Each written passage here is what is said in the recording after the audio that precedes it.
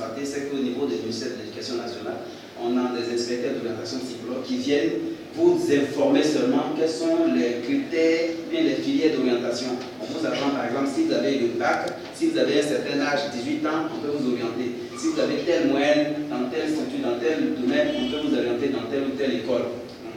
Normalement, ce n'est pas comme ça que l'orientation se fait. L'orientation doit tenir compte d'un bilan de personne. Donc, on fait votre étude de personnalité. Donc, on connaît votre caractère. Parce que selon le caractère, les métiers que nous faisons sont liés au caractère. Si je suis nerveux, je fais un métier qui est en rapport avec mon caractère nerveux. Si je suis sentimental, je fais un métier qui est en rapport avec mon caractère sentimental. Si je suis colérique, etc., etc. Donc, nous pensons que cette orientation qui est faite, elle n'est pas bien faite. Donc, nous voulons reprendre les choses à notre niveau, de façon humble, pour aider les élèves à s'orienter efficacement. Je ne sais pas si vous avez demandé à être... Vous êtes dans quelle filière actuellement ici? Comment? Assistant de direction. Assistant de direction. Est-ce que tout le monde a demandé à venir à l'assistant de direction? On vous a balancé comme ça. Peut-être que vous voulez être des communicatrices, puis des communicateurs, ou bien informatiques, etc. Vous allez à l'université pour faire des études de droit ou bien de médecine. Normalement, quand je prends un étudiant, je fais l'étude de son caractère à partir de la forme et des traits de son visage. C'est ce qu'on appelle la morpho-caractérologie. Je regarde votre yeux, votre nez, votre bouche, votre cou, la tête, le front, les oreilles, et je sais dans quelle filière je peux vous orienter de façon efficace. C'est ce que nous faisons. Très bien. Deuxième chose, nous allons faire un cours qu'on appelle le processus normal de la mémorisation. Parce que vous êtes étudiant, je pense que ça peut vous servir. Comment mémoriser? Vous faites beaucoup de cours. Le professeur d'anglais fait son cours, le professeur de physique fait son cours, le professeur de mathématiques fait son cours. Vous avez beaucoup de cours à mémoriser. Mais on se rend compte que ceux qui sont en classe d'examen, en année de BTS, depuis la rentrée jusqu'à la fin de l'année, c'est à un mois des examens qu'ils commencent à faire les 2 capis. Vous connaissez les 2 capis? Vous mettez à bosser maintenant. Pourquoi? Parce que dès le début de l'année, vous n'avez pas cherché à organiser votre apprentissage. Donc il y a cela qu'il faut apprendre aux étudiants. Donc il y a ce qu'on appelle la psychologie de l'apprentissage. Apprendre à apprendre. Il faut apprendre à l'étudiant ou à l'élève comment apprendre. Mais le plus souvent, les professeurs donnent le cours, eux ils donnent le contenu, puis ils s'en vont. À vous de vous débrouiller pour apprendre. Donc c'est vraiment un problème. Ce sont des choses que nous voulons un peu résoudre. Donc le processus normal de la mémorisation.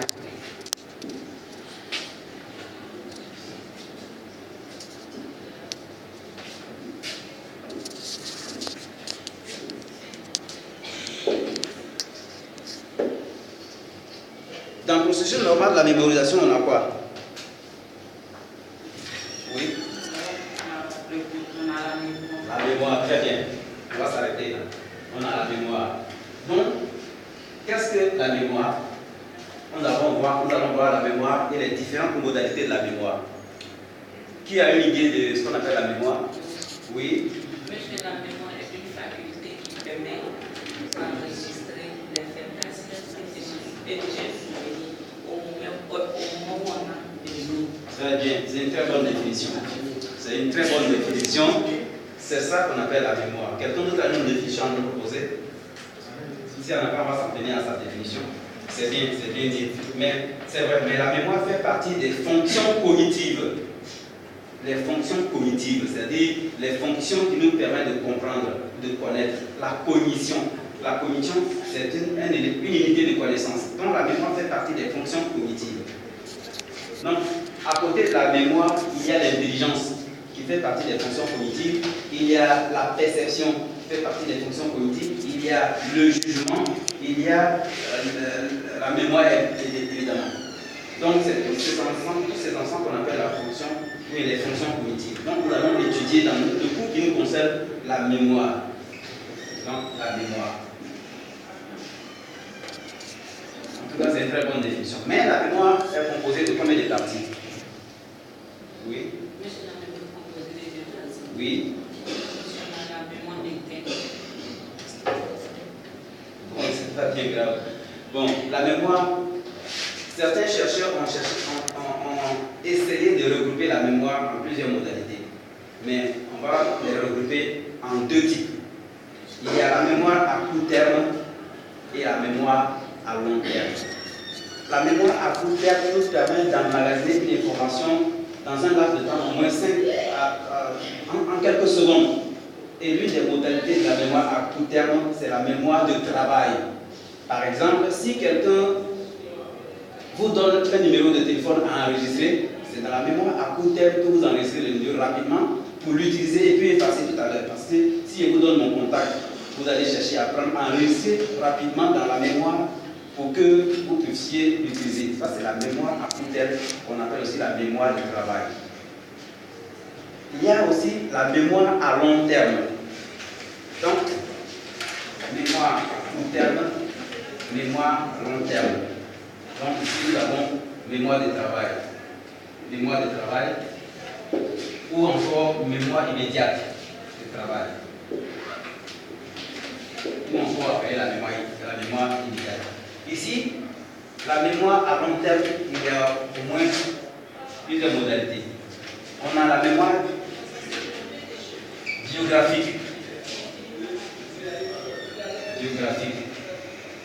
Cette mémoire nous permet d'enregistrer, d'emmagasiner les informations qui sont en rapport avec notre histoire, notre vécu.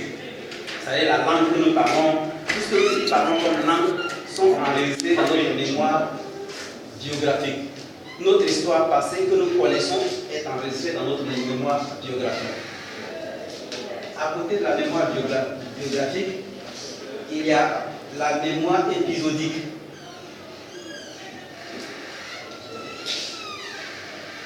La mémoire épisodique. La mémoire épisodique nous permet d'enregistrer des informations dans notre mémoire, mais ça nous permet d'enregistrer des informations en rapport avec les événements, les espaces et le temps. C'est-à-dire, j'ai été à Bondougou, telle année, j'étais dans tel quartier, j'étais dans ceci. C'est la mémoire épisodique qui me permet d'enregistrer ces genres d'informations. À côté de la mémoire épisodique, nous avons la mémoire sémantique. La mémoire sémantique, c'est la mémoire qui est en rapport avec nos connaissances. Les connaissances que nous avons acquises depuis notre enfance, en ce qui concerne la lecture, comment j'apprends à lire, les calculs mentaux, les tables de multiplication, sont enregistrés dans la mémoire sémantique. C'est la mémoire qui est en rapport avec la connaissance. Donc, on y un peu les différentes modalités de la mémoire. Maintenant, comment est-ce que l'élève ou l'étudiant arrive à mémoriser? Pour mémoriser, il y a des étapes qu'on utilise pour mémoriser. D'abord, la première étape, c'est d'abord de permettre d'enregistrer l'information à travers ce qu'on appelle la mémoire sensorielle, qui est composée de la vision, les yeux. Quand je regarde vos